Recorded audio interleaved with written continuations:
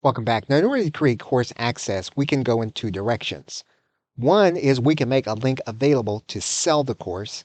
The other we can do is we can give access to the course by allowing an individual to give us their name and email address associated with that course. To do that, what we're going to need to do is to go to the sales funnel page, and we're going to need to create a new sales funnel. If we're going to give the course away, what we're going to do is we're going to choose the funnel goal, which is to build an audience. And so in this case, that's what we're going to do.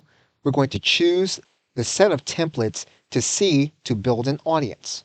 The system is going to give you the option to customize a squeeze page and a thank you page together.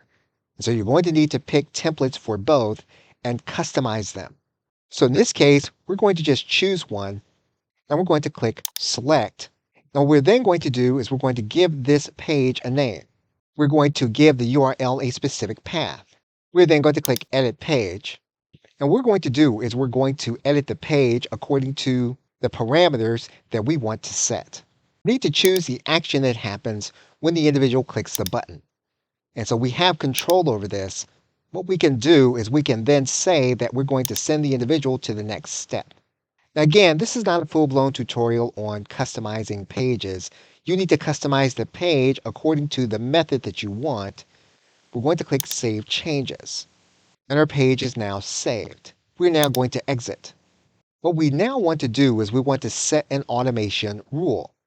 And we will do that in the next video. Okay, so with that, thanks, and I will see you in the next video.